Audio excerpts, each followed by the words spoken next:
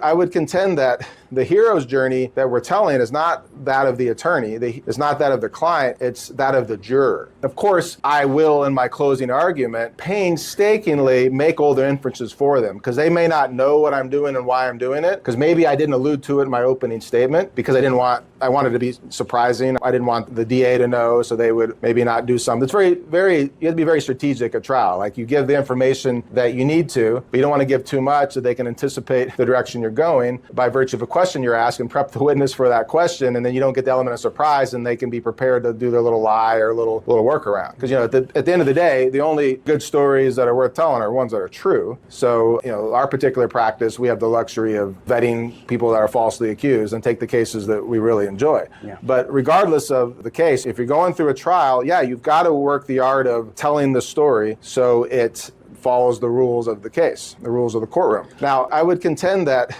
the hero's journey that we're telling is not that of the attorney, it's not that of the client, it's that of the juror. And so I'm not just telling them a hero's journey story, I'm giving them the pieces of the story that they can in turn make their own, so when they do what I ask them to do, they go home and proudly tell their spouse or their kids or their loved ones, I know this person's good because everybody says they're good. And usually good people get seen and appreciated, and bad people get found out. Yeah. They get ostracized, they get a reputation of being a liar. And if you got somebody just cold walking into your grand jury room and they're charming and you're easily manipulated because you either like it, you like being in that position, or you don't ever challenge yourself, that's a recipe for injustice. And that's why jurors, the jury system, is the best mechanism we've ever had in the history of humanity, outside of maybe the Second Amendment, to control the government. There's really, sure, you can go vote at the ballot box, right? Oh yeah, one vote can make a difference, but one vote in a jury trial can tell the government no. You get a hung jury, right? 2, 3, 4, 5, 6, 12 people in a room can tell the government no and set another man free. As you've said, the one vote can bring the entire government apparatus to a screeching halt.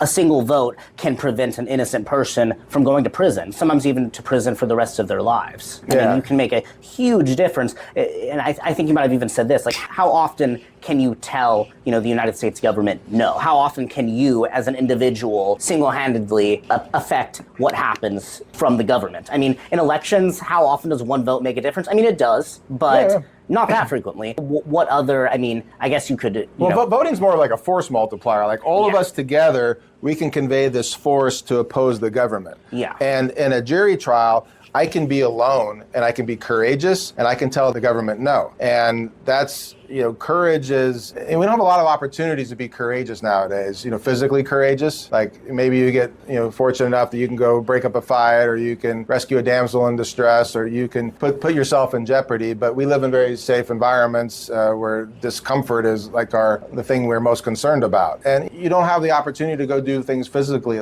like that. But with moral courage, the ability to stand up in a minority situation, and I don't mean minority in the situation is that me and all these other people were oppressed and we're all victims, and then you become a majority of a particular community, like your clique in this victimhood group can have power, and you can advance your ways by running a victim narrative. Like, that's one way to go about power. But being a man standing alone against your peers and against the government, that's an awesome thing. And being able to have that matter, because if a single juror says, no, I'm not going to vote to convict, that matters. The government, it's not like they can just brush aside that person's opinion. The government and the other jurors, aren't going to get their way. Yeah, like, literally the group that has the monopoly on violence and power, the government. And the majority of your jury can be stopped, They can be stopped. Like, with two words can be spoken into existence and have the government come to a screeching halt. Not guilty.